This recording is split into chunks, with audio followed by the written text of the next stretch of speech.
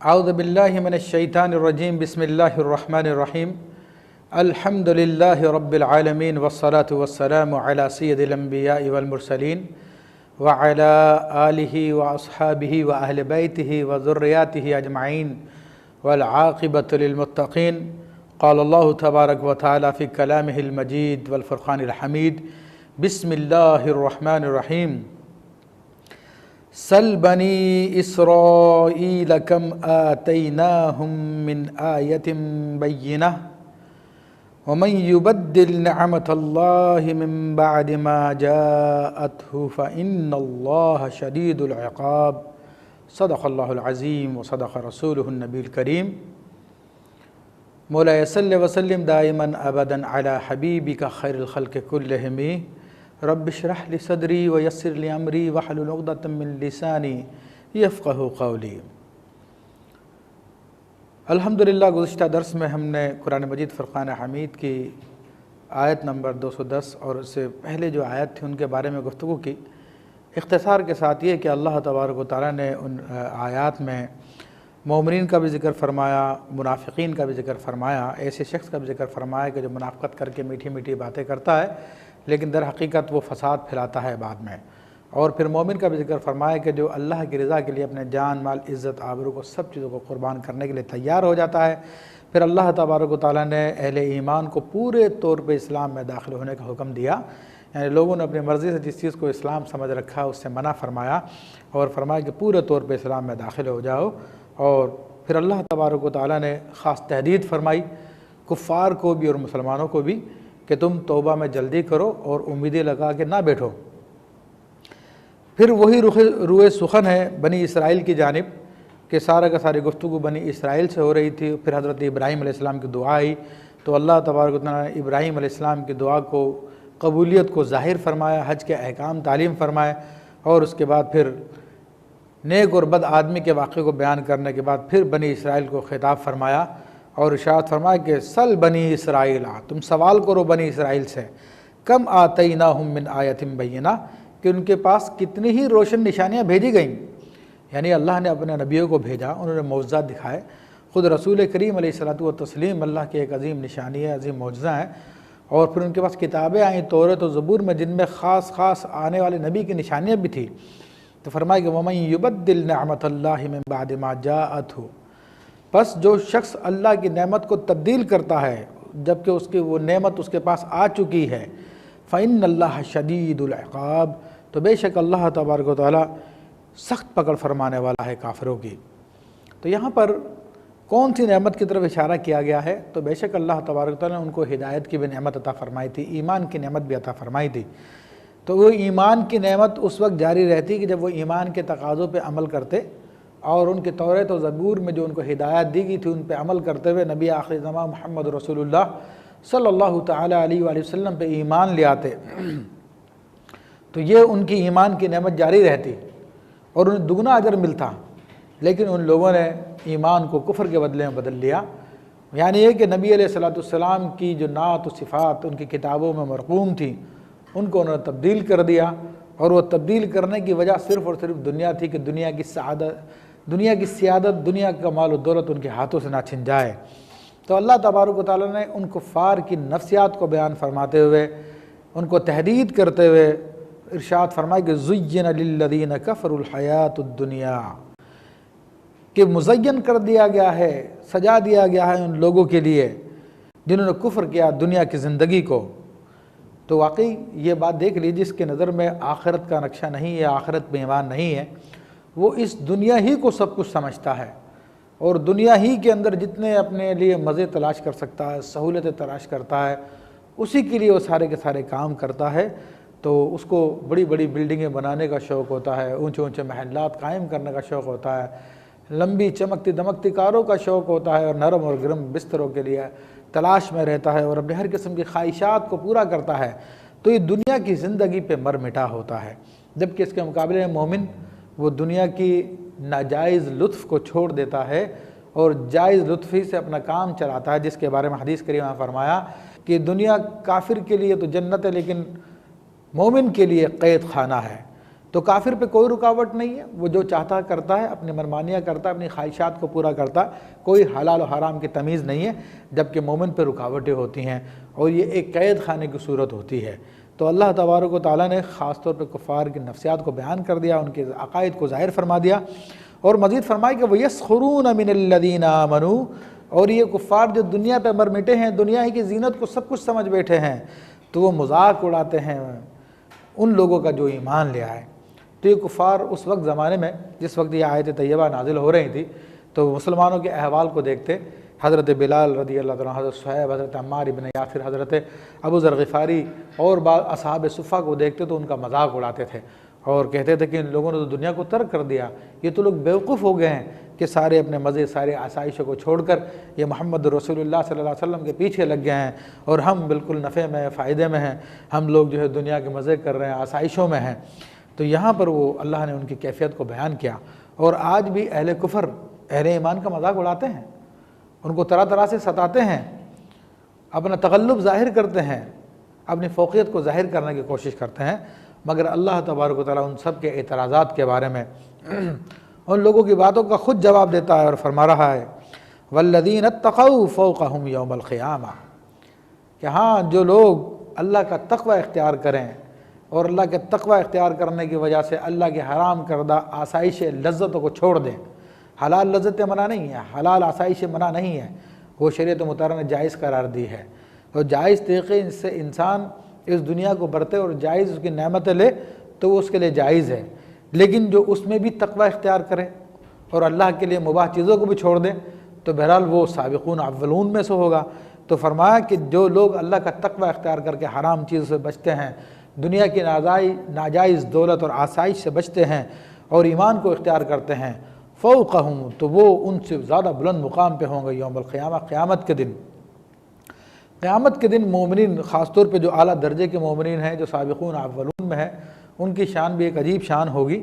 وہ تو اہل جنت بھی ان کی شان پہ رشک کریں گے، لیکن عام مسلمان جنتی وہ بھی ان کفار سے بہت اعلیٰ درجے میں ہوگا، اور آج دنیا کی زندگی میں یہ مومنین کا مذاق اڑا رہے ہیں۔ تو آیت طیبہ بتائیں گی آگے کہ مسلمان کل بروز قیامت جنت میں جانے کے بعد ان کفار کا مذاق اڑائیں گے، کفار کو تانے دیں گے کہ دیکھو کہ ہم نے دنیا کی سختیاں دین کے لیے، ایمان کے لیے برداشت کی، آج اللہ نے ہمیں ہمیشہ کے عیش دے دیے ہیں اور تم دنیا پہ مر مٹے، اس لیے ہمیشہ کے لیے بربادی میں چلے گئے۔ واللہ یرزق من یشاء بغیر حساب، اور اللہ تبارک تعالیٰ رزق دے گا جسے چاہے گا، بغیر حساب دے گا۔ تو یہ جنت کے رزق کی طرف اشارہ کیا اللہ تبارک و تعالیٰ نے، ورنہ اہل جنت کے بارے میں ایک حدیث شریف آتی ہے کہ ایک دفعہ جو نچلے درجے کی جنت ہے وہ اچانک روشن ہو جائے گی، تو لوگ حیران ہوں گے کہ جنت ہماری روشن کیسے ہو گئی ہے، اتنی روشنی کہاں سے آ گئی ہے؟ تو ان کو بتایا جائے گا کہ آج اعلیٰ درجے کے جنت والوں میں سے ایک شخص نے تمہاری جنتوں کی طرف جھانکا ہے، تو اس کے چہرے کا نور ہے جس سے تمہاری جنت روشن ہو گئی ہے۔ تو اللہ جس کو چاہے گا عطا فرما دے گا۔ اب اللہ تبارک و تعالیٰ نے اگلی آیات میں یہ جو انسانوں کے درمیان میں اختلاف ہوا ہے، لوگوں نے مختلف مذہبوں کو اپنا لیا ہے، مختلف راستوں کی طرف نکل گئے ہیں، اس بات کی وضاحت فرمائی اور فرمایا کہ سب کا سب شیطانی کاموں کی وجہ سے ہے، کیونکہ وہ انسان کا کھلا دشمن ہے۔ فرمایا کہ کان الناس امۃ واحدہ، لوگ ایک ہی امت تھے۔ حضرت آدم علیہ السلام جب دنیا میں تشریف لائے تو لوگ ایک ہی دین پہ عمل کرتے رہے، ایک ہی عقائد کے پابند رہے، البتہ لوگ بعض فسق و فجور میں پڑے، لیکن دین ایک ہی رہا۔ جب سیدنا نوح علیہ السلام کا زمانہ قریب آیا تو اس وقت لوگوں نے مختلف دین اختیار کر لیے، مختلف شیطان کے عقائد اپنا لیے، تو اللہ تبارک تعالیٰ نے اس طرف اشارہ فرمایا کہ ابتداء میں تو لوگ سب ایک ہی تھے لیکن بعد میں تبدیل ہوئے۔ فبعث اللہ النبیین مبشرین ومنذرین، تو تب اللہ تبارک و تعالیٰ نے بھیجا نبیوں کو جو خوشخبری سنانے والے تھے، ومنذرین، اور ڈر سناتے تھے، وانزل معهم الکتاب بالحق، اور ان کے ساتھ اللہ تبارک و تعالیٰ نے حق کے ساتھ کتاب نازل فرمائی۔ یہاں پہ کتاب سے مراد عمومی یعنی کلام الہی ہے، جن میں انبیاء کے صحیفے بھی شامل ہیں اور کتابیں بھی شامل ہیں۔ کتابوں میں معظم کتابیں 4 ہیں، توریت، زبور، انجیل اور قرآن مجید، باقی انبیاء کے صحائف ہیں۔ تو فرمایا کہ لیحکم بین الناس فیما اختلفوا،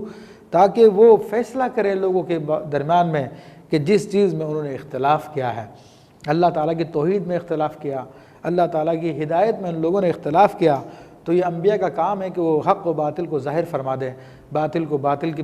پہچان کرا دیں لوگوں کو، اور حق کی پہچان کرا دیں۔ اور پھر اللہ تبارک و تعالیٰ ان کے اختلاف کا سبب بیان فرما رہا ہے،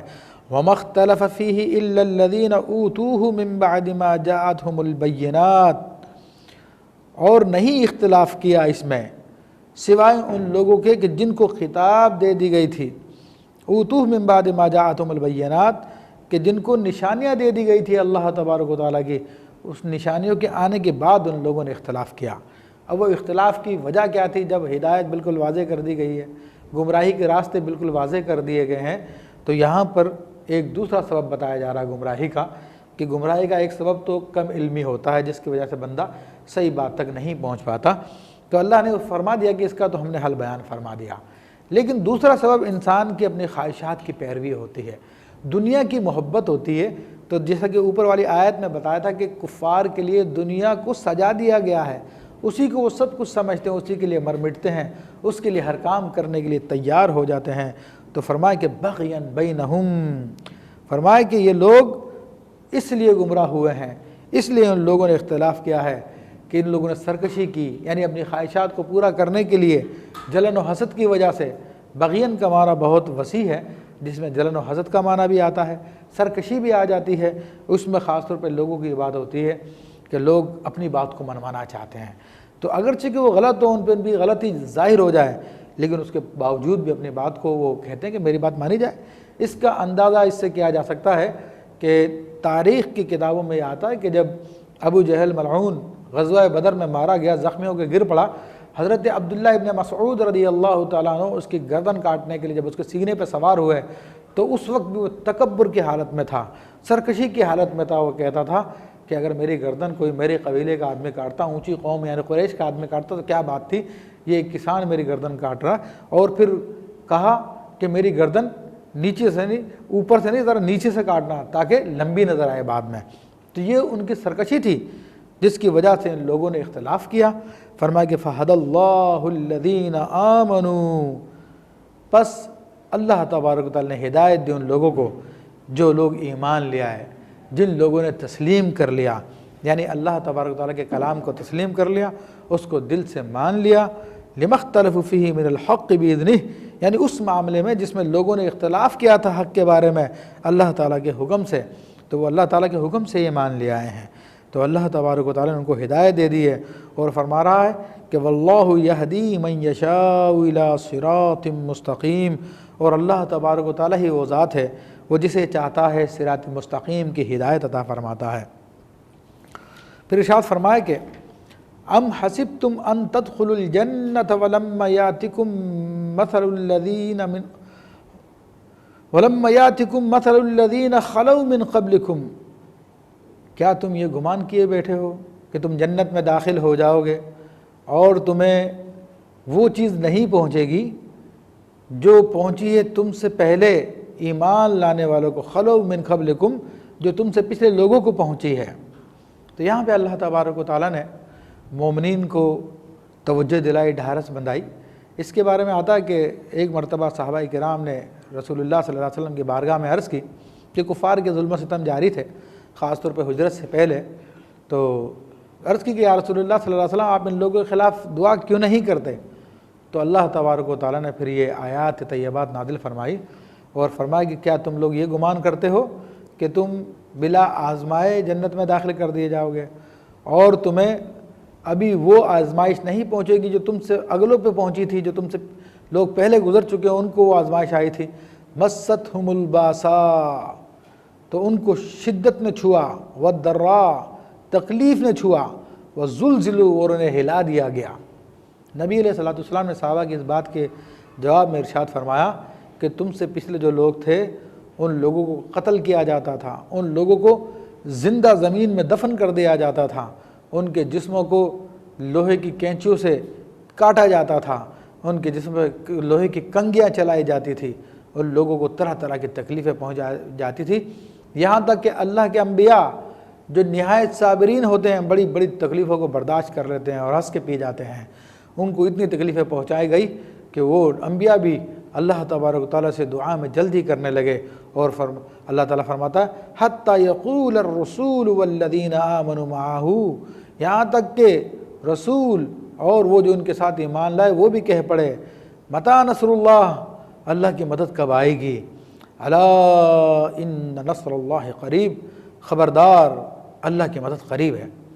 تو اللہ تبارک و تعالیٰ نے یہاں پر مومنین کی ڈھارس بندھائی ہے اور مومنین کو تیار بھی فرمایا ہے کہ جب تم نے اللہ کا نام لیا، حق بات کہی ہے، تو اب حق بات کے لیے آزمائش آتی ہے اور اس میں آزمایا جاتا ہے انسان کو، تو تم اس پہ صبر کرو، اور اس صبر کا نتیجہ جو اس جنت اللہ تبارک و تعالیٰ ہے۔ پھر اللہ تبارک و تعالیٰ نے فرمایا کہ یسألونک ماذا ینفقون، اے حبیب علیہ السلام وہ آپ سے سوال کرتے ہیں کہ وہ کیا خرچ کریں۔ اب یہاں پر پہلے اللہ تبارک و تعالیٰ نے اختلاف کا ذکر کیا لوگوں کے، اور لوگوں کے اختلاف کا ذکر کرنے کے بعد پھر مومنین کی آزمائش کا ذکر کیا کہ گزشتہ زمانے کے مومنین بھی آزمائے گئے تھے اور اس زمانے کے مومنین بھی آزمائے جائیں گے۔ اور وہاں پر اختلاف کا جو بڑا سبب اللہ تبارک و تعالیٰ نے بیان فرمایا وہ یہ تھا دنیا کی محبت تھی، اور دنیا کی محبت مال کو جمع کرنے سے انسان میں پیدا ہوتی ہے۔ تو قرآن مجید فرقان حمید میں بلکہ اسی پارے میں ہم متعدد مقامات پہ دیکھ چکے ہیں کہ اللہ تبارک و تعالیٰ نے جگہ جگہ انفاق کا حکم دیا، کیونکہ دنیا کی محبت کے حوالے سے خود اللہ تبارک و تعالیٰ قرآن مجید فرقان حمید میں فرما چکا انہ لحب الخیر لشدید، بے شک وہ مال کی محبت میں بہت شدید ہوتا ہے، خود فرما چکا کہ ان کے لیے دنیا کو سجا دیا گیا ہے۔ تو اب اس دنیا کی محبت کو کم کرنے کے لیے ہمیں بار بار کبھی نفلی طور پر خرچ کرنے کا حکم دیا گیا، کبھی فرض کے طور پہ یعنی زکوٰۃ کی صورت میں خرچ کرنے کا حکم دیا گیا۔ تو اللہ تبارک و تعالیٰ یہاں پر بھی اسی دنیا کی محبت کو ختم کرنے کے اسباب کو بیان فرما رہا ہے، اور یہاں پر ارشاد فرمایا ایک صحابی رسول تھے، انہوں نے نبی کریم عمر بن جموح رضی اللہ تعالیٰ عنہ، وہ جو کافی مالدار تھے، انہوں نے رسول اللہ صلی اللہ علیہ وسلم سے پوچھا کہ یا رسول اللہ کی راہ میں کیا خرچ کیا جائے؟ تو نبی علیہ السلام نے پھر ان سے خطاب فرمایا اور پوری امت کو تعلیم دی، قل ما انفقتم من خیر فللوالدین والاقربین والیتامی والمساکین وابن السبیل، فرمایا کہ تم جو کچھ کرتے ہو خرچ بھلائی میں سے یعنی اپنے پاک مال میں سے، تو پس تم ان کو خرچ کرو اپنے والدین کے لیے۔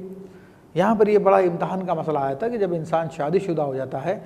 تو اسے اپنی بیوی بچوں کا زیادہ خیال آنے لگ جاتا ہے، اور بعض اوقات یہ بھی دیکھا گیا معاذ اللہ لوگ اپنے بیوی بچوں کو زیادہ ترجیح دیتے ہیں اپنے ماں باپ پر، اپنے بیوی بچوں کی تو تمام خواہشات کو پورا کرنے کے لیے تیار ہو جاتے ہیں لیکن ماں باپ کو چھوڑ دیتے ہیں، یہاں تک کہ اس کے مال کی خزانچی اس کی بیوی ہو جاتی ہے، اور ماں باپ جو اس کے بھی مالک ہیں اس کے مال کے بھی مالک ہیں، جس حدیث میں آئے گا انت و مالک لابیک، تو اور تیرا مال تیرے باپ کے لیے ہے، تو اس سے بالکل منہ موڑ لیتے ہیں، اور جب کوئی بہت زیادہ ترغیب دلائی جائے تو کچھ نہ کچھ ماں باپ کے ساتھ بھی نیک سلوک کر لیتے ہیں۔ تو اللہ تبارک و تعالیٰ نے یہاں پہ ترتیب بیان فرما دی کہ تمہارے مال کے زیادہ حقدار کون ہیں، تمہارے بیوی بچے ہیں، تمہارے والدین ہیں، تو اللہ نے ترتیب میں پہلے والدین کا ذکر فرمایا ہے، تو پتہ چلا کہ والدین سب کاموں میں افضل ہیں، سب کاموں میں اول ہے، تو تمہارے مال کے بھی پہلے حقدار تمہارے والدین ہیں، والاقربین، اور اسی طرح تمہارے اس کے بعد تمہارے رشتہ دار ہیں، تو رشتہ داروں میں تمہارے بھائی بہن عزیز و اقربا، تمہارے بیوی بچے بھی آ جاتے ہیں، والیتامی، جب اپنے لوگوں کے ساتھ بھلائی کر چکو، کیونکہ بھلائی کا معیار یہی ہے کہ پہلے اپنے لوگوں کے ساتھ بھلائی کی جائے، یہ نہیں ہے کہ اپنے لوگوں کو تو محروم کرے اور دوسرے لوگوں میں جناب حاتم تائی بنا ہوا ہے، لوگوں میں بانٹ رہا ہے، اور اس کی وجہ یہ ہوتی ہے کہ عام طور پہ اپنے لوگوں میں خرچ کرنے پہ ریاکاری نہیں ہو پاتی، لوگوں کو پتہ نہیں چل پاتا، جب غیروں پہ خرچ کرتا ہے تو دنیا دیکھتی ہے، پھر واہ واہ ہوتی ہے، لوگ اس کو سخی کہتے ہیں اور بڑی اس کی عزت ہوتی ہے لوگوں میں، تو لوگ عام طور پہ اس ترتیب کو اس لیے چھوڑ دیتے ہیں۔ تو اللہ تبارک و تعالیٰ نے تو ترتیب بیان فرما دی ہے کہ اگر تمہارے والدین حقدار ہیں تو سب سے پہلے ان کو، پھر ان کے عزیز و اقربا کو، اور اس کے بعد پھر یتامہ یتیموں پہ خرچ کرو، والمساکین اور مسکینوں پہ خرچ کرو، اور مسافروں پہ خرچ کرو۔ وما تفعلوا من خیر فإن اللہ بہ علیم، تو تم جو کام بھی بھلائی کا کرتے ہو اللہ تبارک و تعالیٰ اس کو جاننے والا ہے۔ یعنی یہ فرمایا کہ وما تفعلوا من خیر، تو اس میں اس بات کی طرف اشارہ کر دیا کہ بھلائی کا کام وہی ہوتا ہے جو اللہ کے لیے کیا جائے۔ تو بہرحال اللہ تبارک و تعالیٰ تمہارے تمام کاموں سے واقف ہے۔ تم اگر نیکی چھپ کے کرتے ہو تو یہ نہیں کہ تم اس کا ثواب نہیں ملے گا، اللہ تبارک و تعالیٰ تمہیں اس کا بھی ثواب عطا فرمائے گا، اور جہرن کرتے ہو اور اللہ کے لیے کرتے ہو اللہ اس کا بھی ثواب عطا فرمائے گا، سب باتیں اس کے علم میں ہیں۔ پھر فرمایا کہ کتب علیکم القتال، تم پر قتال فرض کیا گیا ہے، جہاد فرض کیا گیا ہے، وہ کرہ لکم، درحال یہ کہ وہ تمہیں ناپسند ہے۔ تو یہاں پہ اللہ تبارک و تعالیٰ نے جہاد کی فرضیت کو بیان فرمایا کہ کتبہ کا لفظ عام طور پہ فرائض کو بیان کرنے کے لیے آتا ہے، کما کتب علیکم الصیام، اور جو کتبہ وصیت کے لیے بھی آیا تو یہ فرائض کے بیان کے لیے ہوتا ہے۔ تو یہاں پر اللہ تبارک و تعالیٰ نے جہاد کی فرضیت کو بیان فرمایا، مگر چونکہ منافقین اس کے مخالف تھے، اور منافقین کہا کرتے تھے کہیں بیٹھ کے ٹیبل ٹاک کرو، ان کو سمجھاؤ، حالانکہ رسول اللہ صلی اللہ علیہ وسلم سارے کام کر چکے تھے۔ اب ان کا علاج یہی تھا کہ ان سے جہاد کیا جائے، تو آخری مرحلہ جہاد کا